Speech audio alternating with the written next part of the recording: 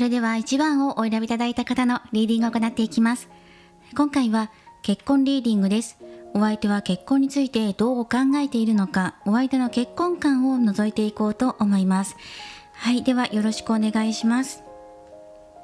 まずタロットカードを使って展開していきます。シャッフルしていきます。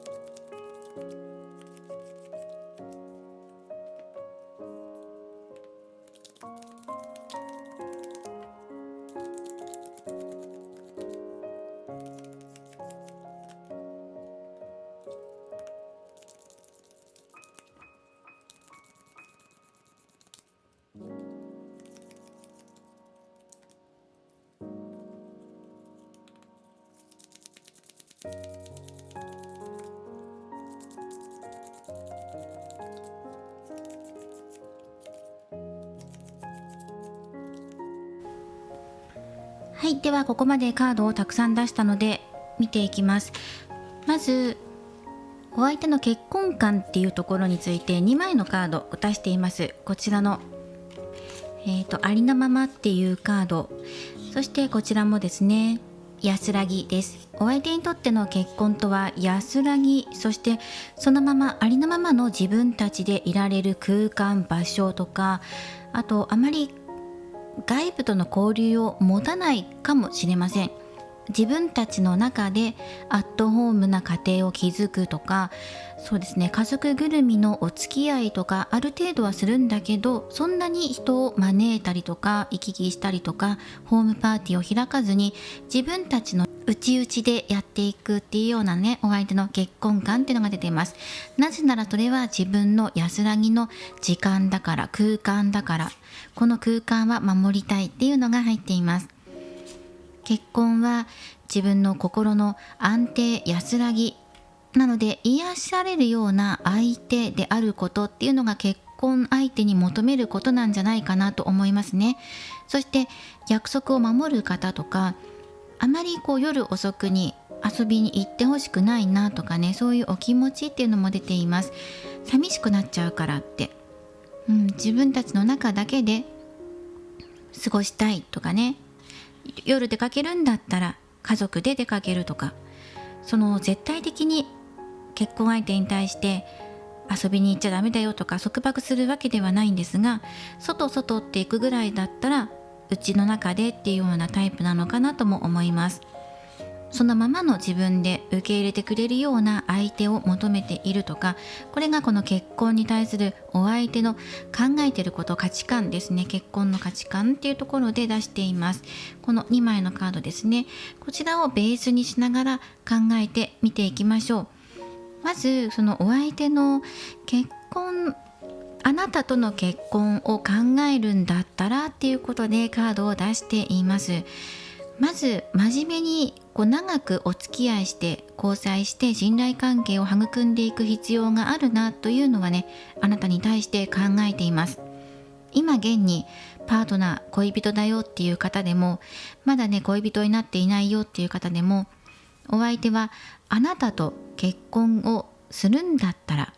お付き合いをして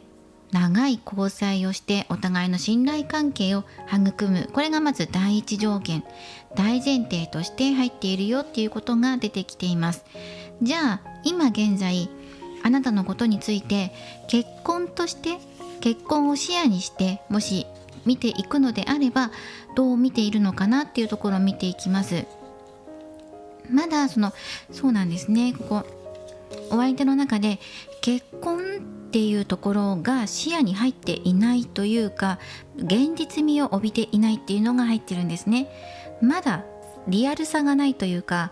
現実味を感じていないだったりとか、あなたとはまだ恋愛関係を楽しみたいっていうことが入ってるかなと思います。結婚したくないとかじゃなくて、まだ視野に入っていないとか、計画立てていないとか、今は二人きりの時間を楽しみたいとか、そういうことが入ってきていますね。これは交際している方でも同じようなことが言えます。今はまだ恋人の時間を楽しみたいんだと。しかしいずれこの自分であなたにプロポーズして結婚っていうところになれば理想の形だなっていうことは出てきています。で、近未来なんですが、2人の距離がもっと近づいていくことが訪れるでしょう。急展開を表すワンドの8も入っていますので、2人にとって思いがけないようなチャンスや変化、流れというものが訪れてきます。これは2人の恋の急展開かもしれないし、恋人同士だったら結婚へ向けてもう少し具体的にことが進むとかっていうことが出てくるかもしれませんね。結婚に対して少し距離があったんだけど近づいてみようかなって思えたりとか、こんな結婚したいなっていうようなイメージが固まってくるとかっていうことがお相手の中で出てきそう、芽生えてきそうですね。またはあなたとの距離が近づいていくっていうのも感じられます。このお相手が自ら自分で動いていくからだっていうのね、入ってるんですよね。この人からあなたに何かしらの動きを出すからだよっていうのは出てきています。なので恋人同士だよっていう方だとしたら、結婚へ向けて具体的な案が出てきたりとか、お相手が前向きに捉えてきたり、こんな結婚生活いいよねとかっていう話題が出てきたりとか、片思いの方であればまずは交際からだよってことが言われているので、結婚を視野に入れて交際していきましょうっていうような流れになっていくのかなと思います。もっと前の関係で言えば、連絡先の交換しましょうってお相手の方から言ってきてくれたりとか、あなたのお誘いに対して行きましょうっていう風にノリがよくね言ってくれたりとかする可能性があるんじゃないかなと思います。なのでこのお互いの関係性によってもお相手の動きって変わってくるんですが、この方から動きはあるよっていうことは共通して言えてるかなと思います。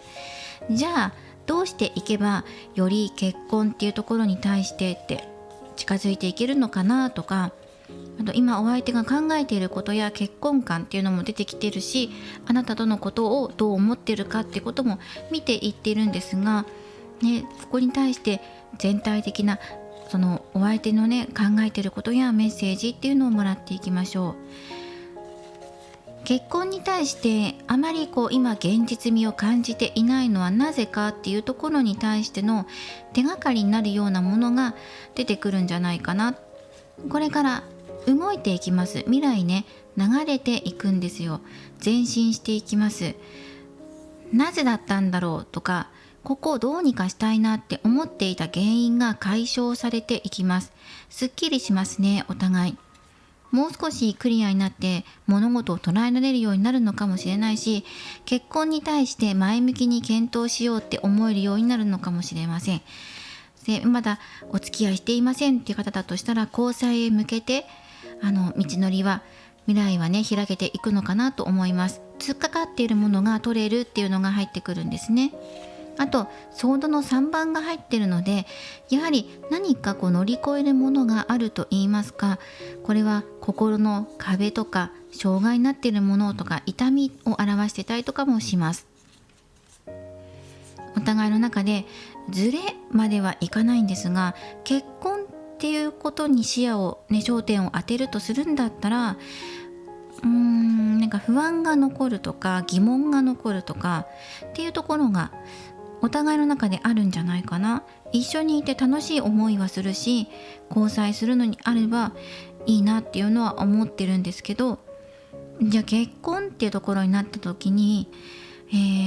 あなたの方が不安な気持ちになるとか、結婚っていうところでね相手の方が考えるのか、ね、私にそのお相手の結婚相手として私はふさわしいんだろうかってあなたが考えすぎてしまったりとかするのかなと思いますね。結婚っていうことに関しては頭で考えちゃって、なんか自由にね、結婚しよう、はいとかってポンポンって進んでいければいいのかもしれないけど、そんなポンポンって考えられるもんじゃないよねっていうのはね、お相手の方も感じてるし、もっと現実的に準備できること準備したり、身の回り固めたりとかっていうことで順序踏んでいきたいっていうお相手のお気持ちは出てきています。何かしらの突っかかりが取れて、これから物事が動き出していくっていう流れは出てるので、この今ね抱えていること、お相手とのズレだったりとか、あなた自身の悩み、結婚に対する悩みですね。もしこのお相手と結婚するんだったらっていうことで、まだあなた自身もその現実的に考えられないところもあるのかもしれないとか、例えば理想はあるんだけれども現実とは程遠いって思っているかもしれない。そこが引っかかりが取れて動き出していくっていうような近未来が出てきています。はい、ということで謎が解けるっていうカードも出ています。あとはこちらのオラクルカード、そしてその他にもカードを足して好転アドバイスをもらっていきましょう。お相手はでも結婚に対してすごく嫌な思いするとかしたくないとかそういうわけではなくて、結婚するのであれば自分の仕事を確立させていかなきゃいけないなとか、収入とかですよね。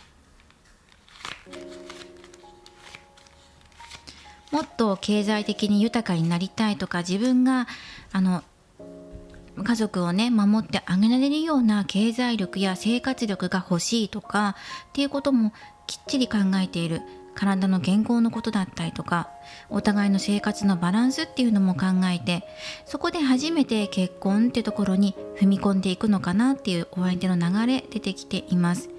まだあなたとは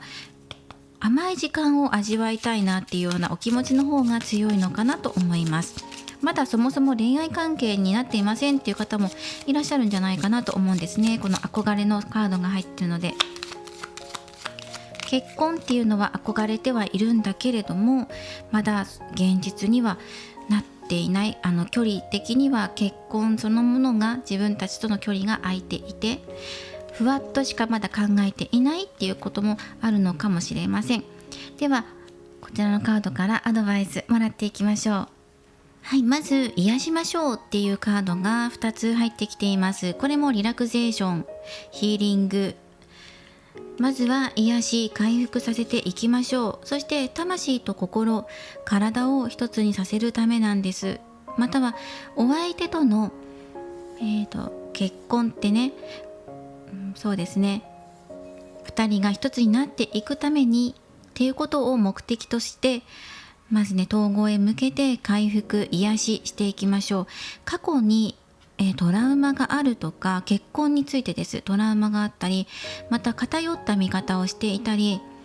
自信がないってことですかね。自分には家庭を築けないんじゃないかとか、どちらか一方が考えていたりっていうところがあるのかもしれないですね。その過去の痛みを手放すっていうのも入ってきてるんです。どちらかがそう思ってるのかもしれません。なのでそのお二人が結婚っていうところに持っていく、動いていくのであれば、その痛みを手放していきましょう。回復させましょう。リラックスして落ち着いて、そして結婚を捉えていけるように、二人がこうやって実生活共にしていけるように、まずはそうですね、回復っていうのが入ってきます。心と体を癒すこと、過去の傷を癒すこと、そして未来へ向けて動き始めていくことに対して勇気を持つことっていうのがあります。またジャッジメントのカードも入っています。復活、復縁、再スタート、嬉しいお知らせ、決定をするなどの意味があります。なので過去のことでやはりトラウマを抱えていたり、結婚に対してこんな思いが、こんな価値観でとかっていうところに対してもう一度それを刷新する、新しく考えを見直してより良い考え方を持っていくことっていうのがアドバイスカードで入っています。これがこの3枚があなたへの好転アドバイスで入っているということは、あなたの方にこの意味が入ってきているのかなと思うんですね。あなた自身の心の傷を癒すこと、またはお相手も関わってくるかもしれない。お相手の結婚観、結婚についてどう思っているんだろう、過去の痛みっていうのもやはり感じているところがお互いある、引っかかっているところがあると思うので、そこを乗り越える勇気を持っていこうっていうのがカードからのメッセージです。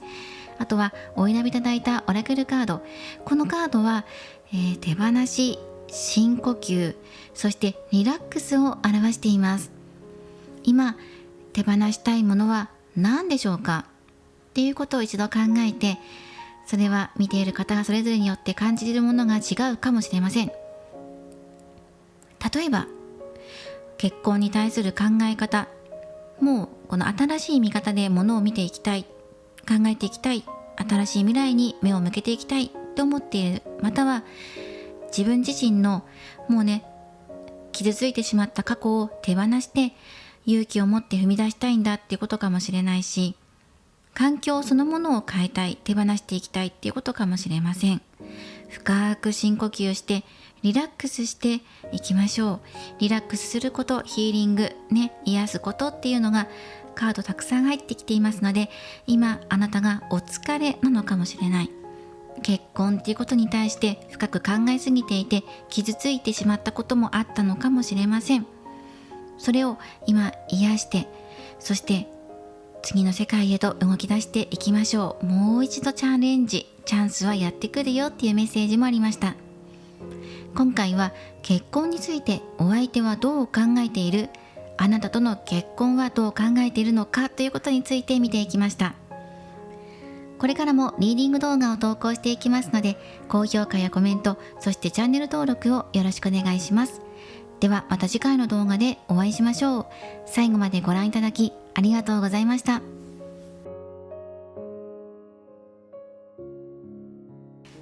それでは2番をお選びいただいた方のリーディングを行っていきます。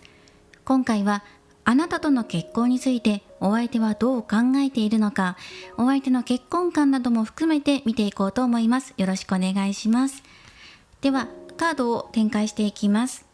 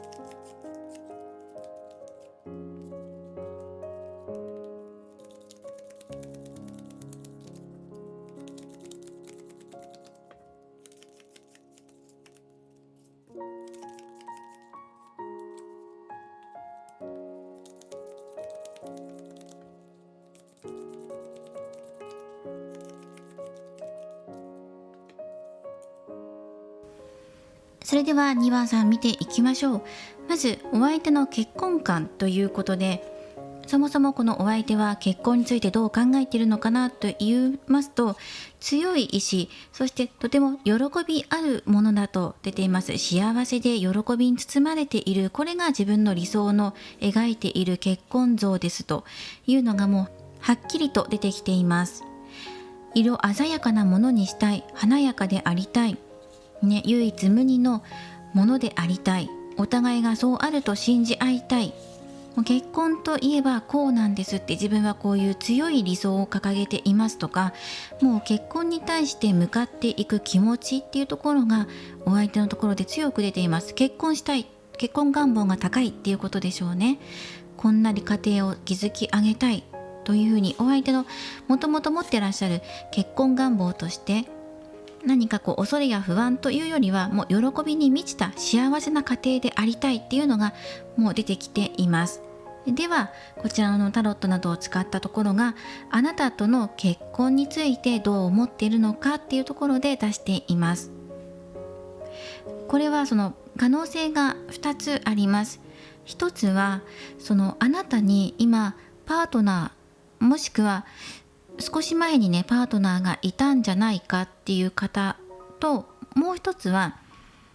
純粋にお互いが愛し愛される関係になれるかどうかっていうことで、この最初の方に当てはまらない方はこの後者の方でご覧になってください。両方合わせてご覧になる方もいらっしゃるかもしれません。なぜだったらここに、サポートだったりとか、そうですね、このいろんなカードを見ていると、やはりこの対人関係の揉め事っていうのがこの近未来訪れる可能性があるからです。2人が結婚っていうところを意識してお相手とあなたが動いていった場合に、近未来で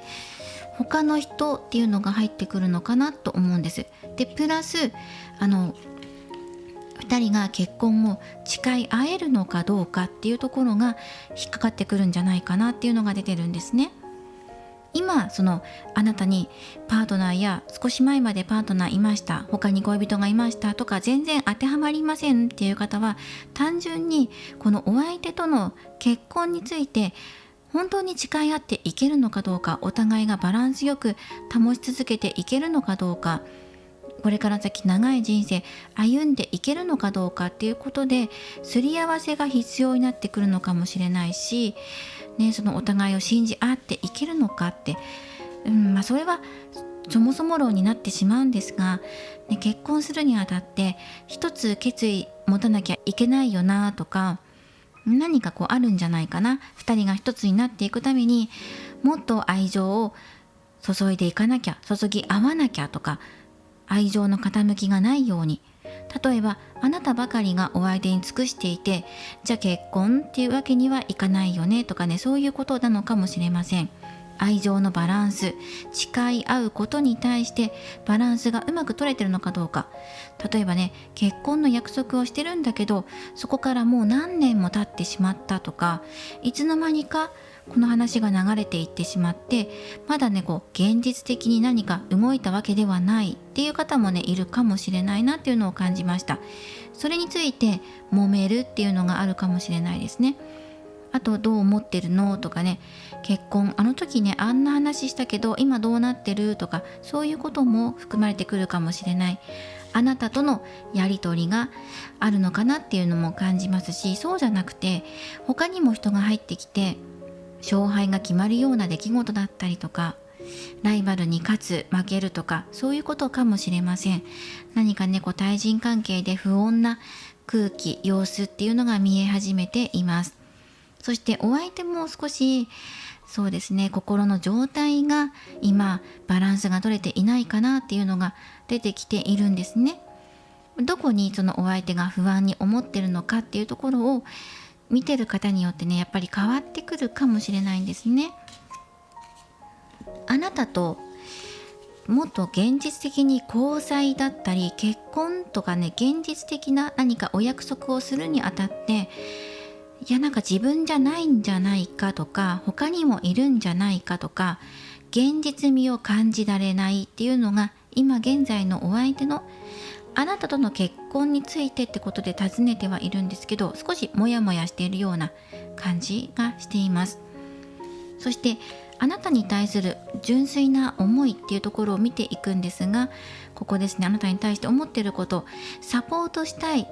ね、支えていきたいって思ってるんだけど、あなたは果たしてどう思ってるんだろうかって、大切にしたいって思っているよって、あなたのことを。そして新しい始まりとかも表しているので、受け取ってほしい思いがある。2人で形を作っていきたい。だから結婚っていう形とか交際っていう形に持っていきたいっていうね、前向きな気持ちは持ってるんだけど、まだ始まってないんじゃないかって思ったんですね。伝えたいことはあるんだけれども、あなたは受け取ってくれるんだろうかとか、結婚っていうのを想像してるんだけど実現するまでまだもう少し先なんじゃないかってことをお相手があなたに対して感じている。ただ支援したい、サポートしたいってことは思ってくださっているので、支えていきたいっていう気持ちは持ってるんですよね。こことの葛藤が少し生まれているかなと思います。そしてこちらはただ単に支援するだけではなくて、あなたのところに横に、小さな猫がいます。はい、あなたたちをサポートしたい、どうかなっていうことに対して、あなたがまだ今一歩踏み出す勇気が持てていないようにお相手からは感じるのかもしれないし、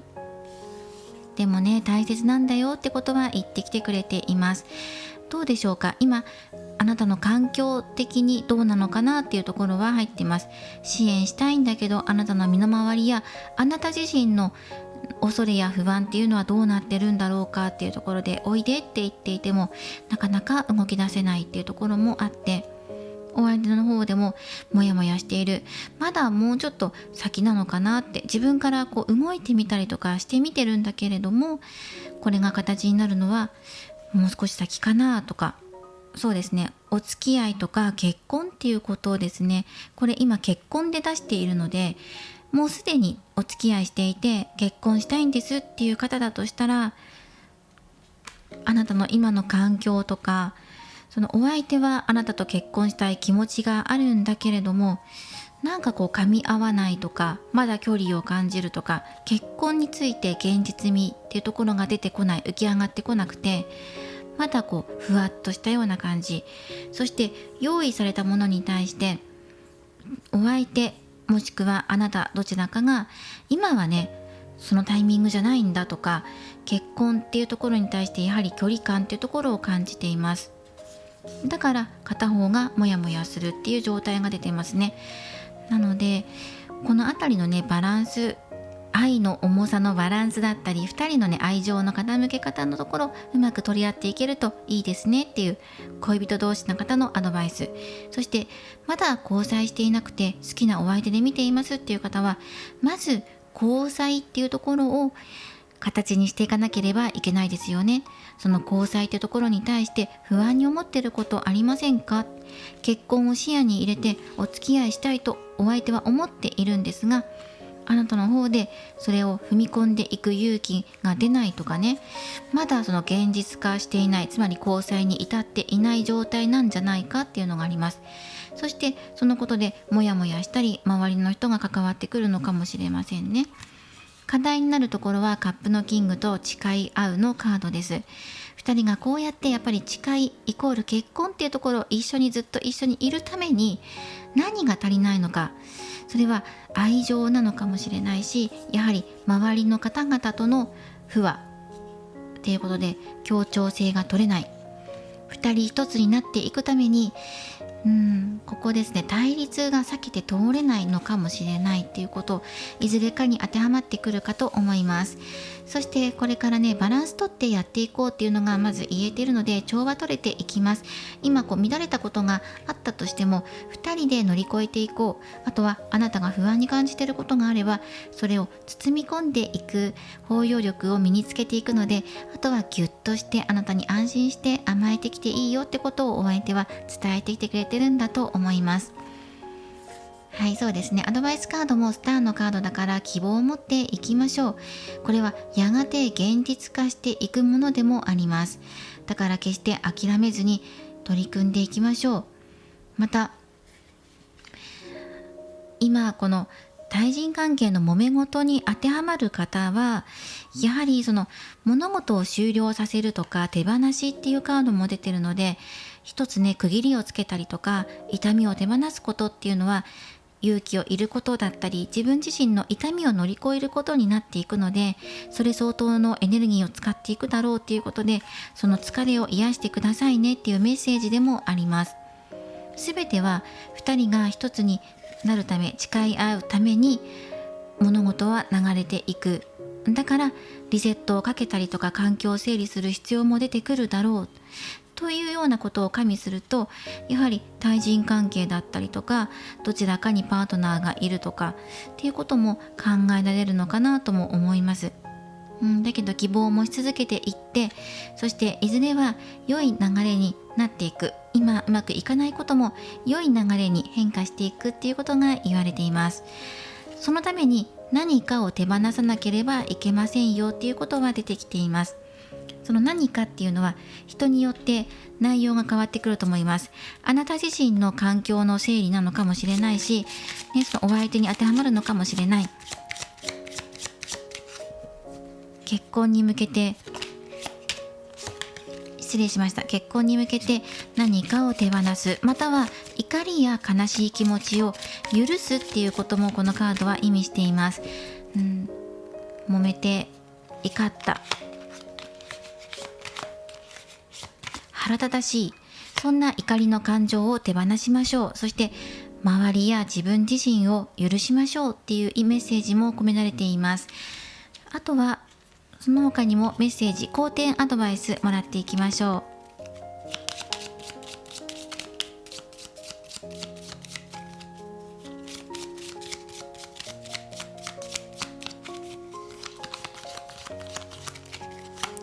はい、こちらからもらっていきます。力のカードですね。結婚に対しては時間をかけても大丈夫ですというメッセージが入っています。大丈夫、時間かけましょうって、焦る必要はありません。そして力のカードもお互いが自然に寄り添ってこれから末永く歩んでいくためにも、ここね、粘り強く忍耐強く取り組んでいく。真の強さとは心の強さである。2人が寄り添って歩んでいくこともそうだし、自分自身の心の中の獣の感情といいますか、その怒りを手放す、許すっていうこともあった。過ちを許すっていうメッセージもあったので、自分自身の抑えきれない感情とかっていうことかもしれません。ネガティブな面を自分自身で制御して抑えてね、制してコントロールしていくっていうこともね、出てるのかもしれません。怒りを手放すためには少し時間がかかるかもしれないけど、焦らずゆっくりとやっていきましょう。あとまだね、少し距離感っていうのを感じるんですね。やはり結婚っていう、ある意味一つのゴールに向かっての今まだ向かっている最中であって、まだその遠いんじゃないかっていう、そのゴールにたどり着くまで、一つのゴールにたどり着くまでにやはり距離を感じるので、まだその解決しなければいけないことがあるとか、あと少しこの不機嫌になっているようなカードも出てきているので、周りとの調和を図っていくために今やらなきゃいけないことがあるとか、誓い合う関係になっていくためには足りないものを補い合うのか、または不要なものを手放すのか、調整が入るのではないか、そしてその調整についても時間をかけずに少しずつ埋めていって距離を縮めていこうねっていうカードからのメッセージが入っていました。今回はお相手はあなたとの結婚についてどう考えているのかというのをお届けしています。そしてお選びいただいたオラクルカードよりメッセージをいただいていきます。こちらは浄化ヒーリングを表すカードです。自分自身の環境または心燃えてしまっている感情、今怒りや憎しみまたは対立して嫌な思いしているとか、逆に悲しいとか不安とか、そのような気持ちや環境ですねを一度浄化しましょう。クリアなものにしていきましょう。許すことでストンと負の感情が落ちるかもしれないし、自分自身をね受け入れたりとか、自分自身を受け入れてあげることでストンとするものがあるかもしれないし、環境を変えていくことによって綺麗になっていくものもあると思います。はい、こちらもぜひねお忘れなく、今癒しや浄化が必要な時ですというメッセージですね。そして、そうですね、何かね今やらなきゃいけないことがやっぱりお互いまたはあなたにあるのではないかなと出てきています。それを今取り掛かっていって、ゆくゆくはこの希望っていうところにたどり着きましょう。そんなメッセージをお受け取りください。お相手はね、あなたに受け取ってほしい思いがあるとか、形にしていきたいとか、前向きなことを考えてくださっていますから、ぜひこの思いをね受け取ってお互い歩み寄っていってください。応援しています。今回は結婚についてお相手はどう考えているっていうのをテーマに見ていきました。これからもリーディング動画を投稿していきますので、高評価やコメント、そしてチャンネル登録をよろしくお願いします。ではまた次回の動画でお会いしましょう。最後までご覧いただきありがとうございました。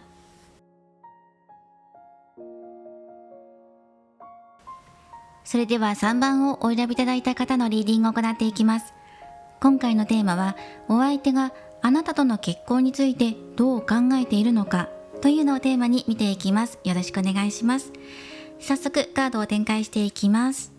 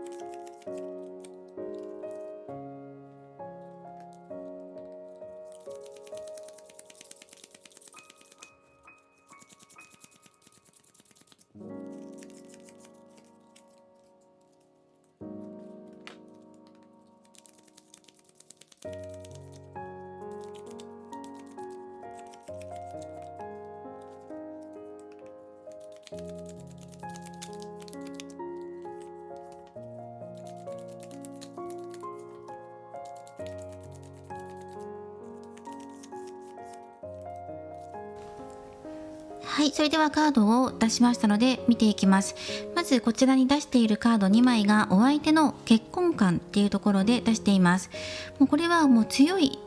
お相手のこだわりといいますか、結婚に対する自分の中の価値観だったり、そうですね、捉え方っていうのがもうすでに仕上がっています。自分だったらこんな家庭にするとか、こんな結婚生活にするなっていうのがもう出てきていますね。中には自分の色をつけた家庭にしたい個性的な家庭といいますか、自分の中の価値観っていうのがあるんですよね。それが周りから称賛されたりとか、羨ましいって思われるような家庭になるかもしれないし、一見ね、私たちとは違うわねって言われることもあるかもしれないけど、それでも自分のこの意思や考え方、またこの特色っていうんですか、自分で色をつけたこの過程っていうところを貫き通していきたいんだっていうものが感じます。強い意志ですね、意志。周りに左右されない。で、自分たちこの家族のね仲が一致団結していればそれでいいんだ、自分たちらしさが出ていればいいじゃないかっていうところで、お相手の結婚観っていうのが出ています。またここ的を得ているので、今狙いを定めているとか、じっくりと物事を考えていて、もうすでに結婚を視野に入れているような、そんな気もしました。こちらのタロットカードも見ていると、お相手がすでに結婚に向けて動き始めているっていうのが出てきています。またタロットカードは、あなたとの結婚についてどう考えていますかっていうことを聞いているので、前向きに動いていますよっていうのが出てきているんですね。たとえ今課題点とかがねあったとしても、自分はそれを乗り越えてあなたとの絆を深めていきたいんだっていうお相手の強い意志や行動力っていうのが見られます。情熱的に考えています。求愛しているっていうお相手もいるのかなと思いますね。あなたに対してアプローチしているよっていうお相手もいらっしゃるのかなと思いますし、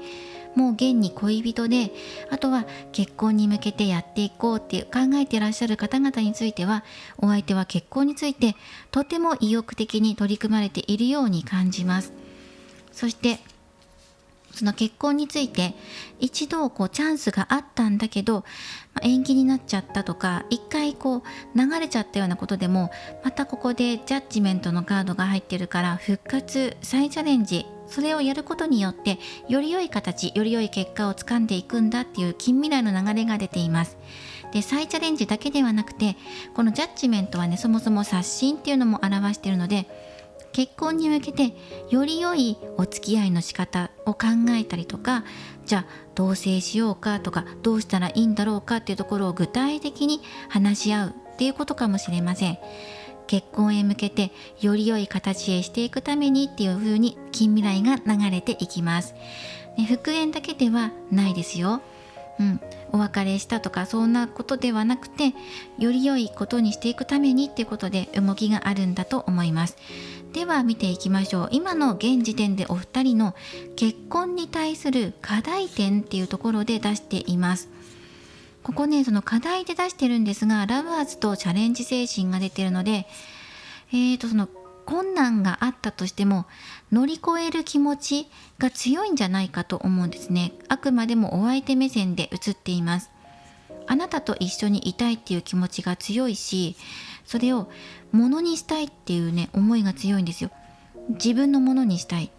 あなたと自分の世界を作っていきたいっていう、ね、意欲や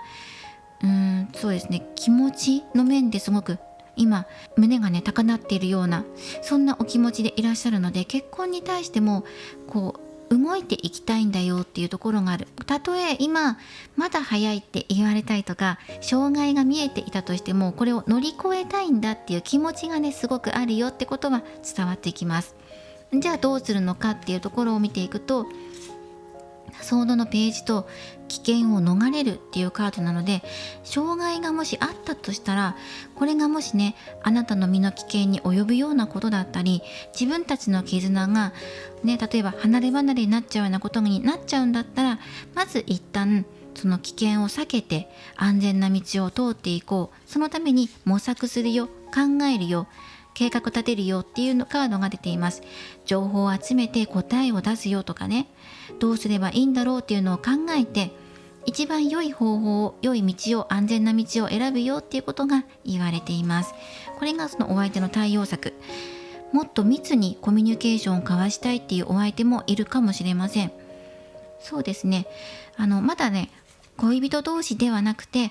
片思いの関係で見ているんですっていう方だとしたら、この好きなお相手、前向きにあなたとの結婚っていうのをもう具体的にイメージして考えてくださってるし、あなたと交際することっていうのも前向きに検討してくれてると思います。イチャイチャしたいっていうのが入ってるし、困難があっても乗り越えたい。ただしその困難を乗り越える時に無理をしないように、とてもいい策でいい方法で乗り越えていきたいなっていうことはいろいろ考えてくださっているみたいです。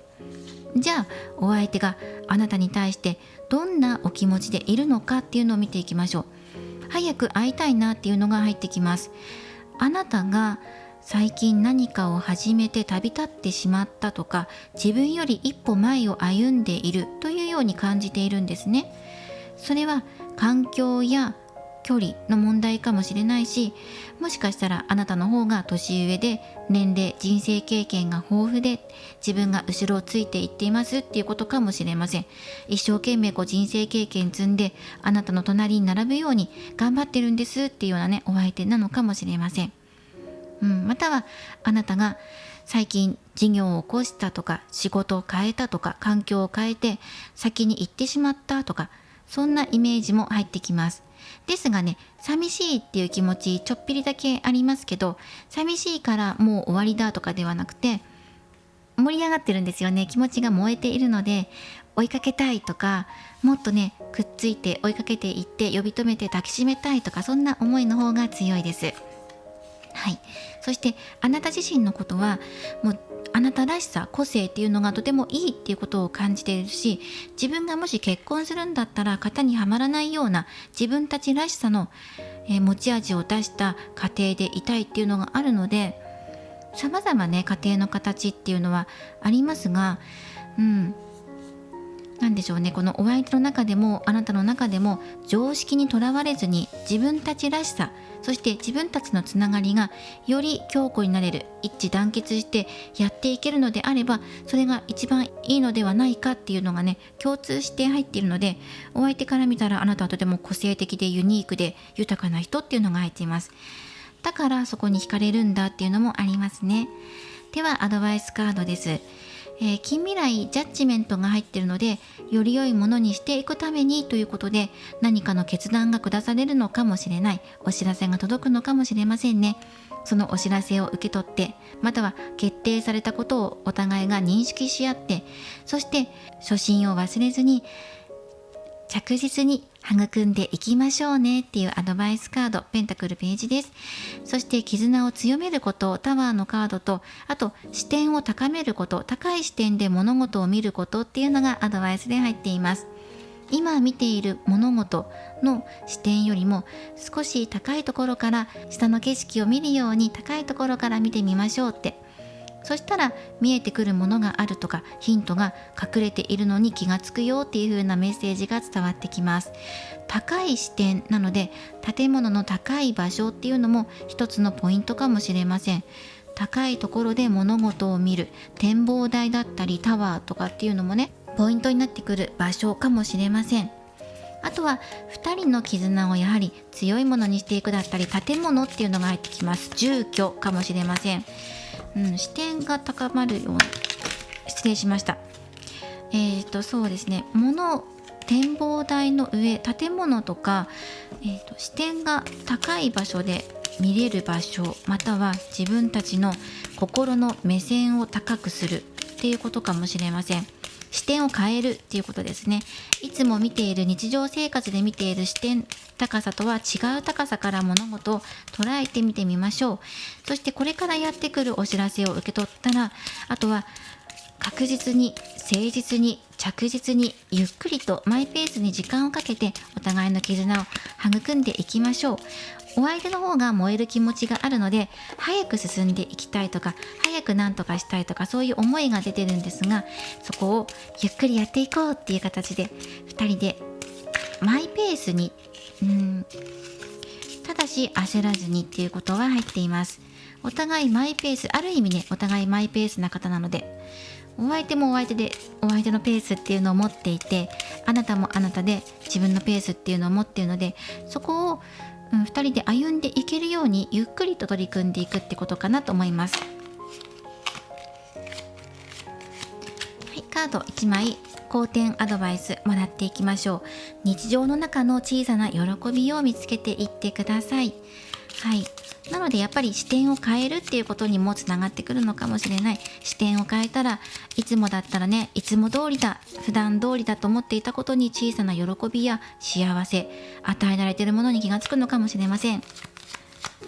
そしてタロットカードからももらっていきましょう。エンペラーのカードです。エンペラー、安定を表しています。またはトップに立つとかね、上の立場にっていうことが入ってくるので、何か極めたいことがあるのかもしれないなと思いました。高いところに挑戦、飛び乗りたいとか、あとそうですね、お相手がそうなのかもしれないし、あなたかもしれない。新しく始めた物事を始めてそれを極めたいと思っている、高い地位まで上り詰めたいとか、注目を集めたい、挑戦している、取り組んでいることがある、または2人で取り組んでいることがあるのかもしれません。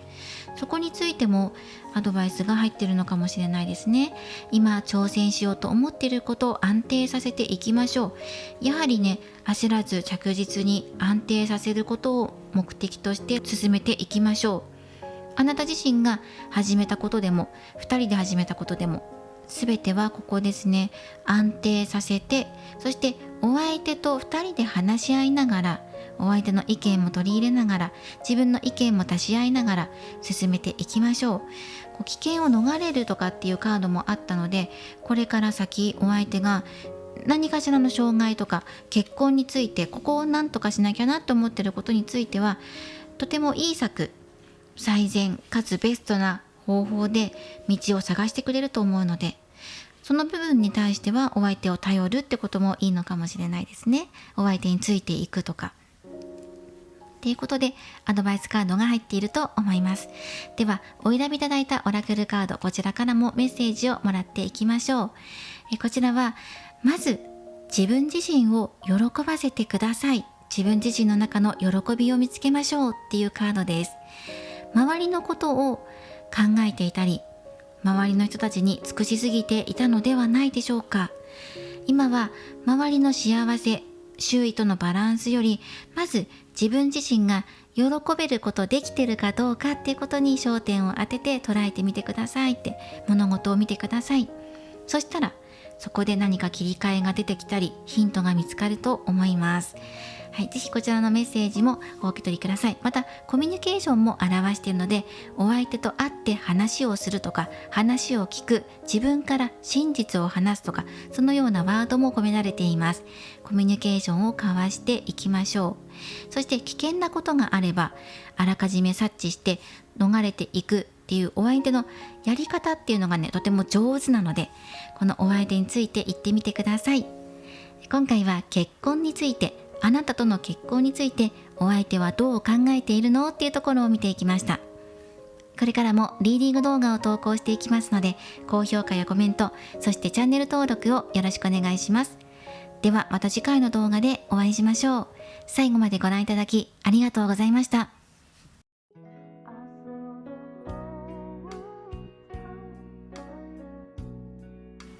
今回のリーディングは以上となります。今回は結婚についてお相手はどう思っているのかっていうのをテーマに見ていきました。久しぶりの結婚リーディングとなりました。いかがだったでしょうか。また時期を置いてまた結婚リーディングやっていこうと思います。今回はプチ3択占いでルノルマンカードを使って今のお相手とどのようにしたらもっと仲良くなれるかなっていうアプローチ方法とか、もっと仲を深めるためにっていうところでもらっていこうと思います。ワンポイントアドバイスです。左、真ん中、右で合計3枚出していきますので、直感でお好きなもの1枚お選びください。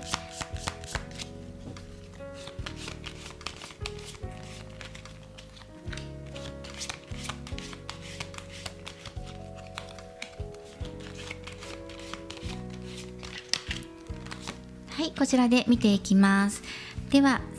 お選びいただいたでしょうか。早速見ていきましょう。左をお選びいただいた方から見ていきます。はい、36番クロスのカードです。まず今の課題になっていることありますかということで、お相手と仲を深めるために自分の中で背負っているものとか深く考えすぎているものがあるかもしれません。感じすぎてしまっていたりとかですね。あと気負っているのかもしれません。お相手との関係性によって変わってくるんですけど、中にはね、仲良くなるためにっていうことでぎゅっとね、自分の、思考が固まってるというか、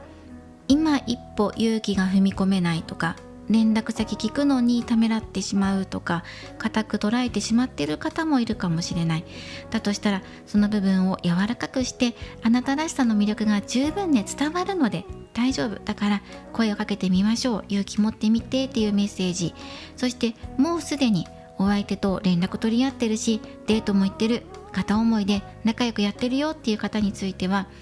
何か今あなたの中で感じてることあるのかもしれないですね。祈りに近いのかもしれないけど、どうでしょう。祈りまたは感じすぎてしまっていることを繊細に考えているかもしれません。その部分に一度目を向けてみて、これは今の自分にとって必要なものなのかどうか見極めてみてください。またお相手と仲を深める方法として、あなたの魅力を最大限に伝えていくことっていうのが入ってます。どうすればいいのって思うかもしれないんですが、安心してください。ありのままのあなたでいるだけで十分お相手に魅力が伝わっていきます。あえて言うのであれば、多少少しね、ほんの少しおしゃれしてみたり、いつもとちょっとだけ違うカラーを取り入れてみたりとか、あとお食事に誘うこともいいと思います。映画を見たりとか、この音楽いいよとか、この映画良かったよって言って、それぞれの自宅で聞いてどうだったっていう風なやり取りをするのもいいと思います。そして次、真ん中をお選びいただいた方です。はい、鎌のカードがやってきました。勇ましく強い女性の姿が描かれています。どうでしょう。今迷いがあるでしょうか。お相手との距離の詰め方、仲良くなるためにっていうことで揺れている、悩んでいるとか、まだ今一歩勇気が出ないっていう方もいるかもしれない。決断ですね。仲良くなるために自分から行くっていうのがもう分かってるっていう方もいらっしゃるんじゃないかな。あとはお相手と仲いいんだけど、あともう一歩っていうところまで来てるっていう方もいると思う。何かを決める時だよっていう時ですね。そして収穫の時がやってきています。そのために今この自分が収穫に向けて大胆な行動というか思い切った行動をする時がやってきているのかもしれません。はっきりと意思表示するとか、はっきりと連絡先教えてくださいと、手紙を渡すとかかもしれないですしね。勇気ある行動を、決断をっていうのが入ってきます。お相手に対しての良いアプローチ法としても、まっすぐに素直な気持ちを伝えていくのがいいんじゃないかと思うんですね。あまり後に引きずらないような、アプローチ方法がいいと思います。回り回った遠回しな言い方よりも、もう単純に映画行きませんかとか、ご飯行きませんかとかっていうストレートな勝負の方がお相手に伝わるかもしれません。では次、右をお選びいただいた方です。スターのカードです。希望を表しています。願いは叶う。今お相手との間にこうなりたいなっていう理想や願いがありますね。それは実現へ向けて動き出しています。さあぜひその希望をあなたも手に取りましょう。かき集めてください。たくさんいろんな願いや理想が散りばめられているはずです。その中であなたはどの輝きを掴んでいくでしょうか。お相手とどんな関係に、そして今どんなことを話したいと思っているのかとか、どういうふうになりたいと思っているのかっていうのを手に取って確かめましょう。つまりは自分から動くのもよし、また降り注いでくるお相手からの連絡とかね、声とかを受け止めて返信するのもよし、はい、希望はありますよっていう輝いているものを受け取りましょう。また自らも輝きをお相手に届けましょうということで、星のカードが入っていました。また今回はラッキーナンバーも採用していこうと思います。36番、10番、16番ということで、それぞれの数字をラッキーナンバーとしてお受け取りください。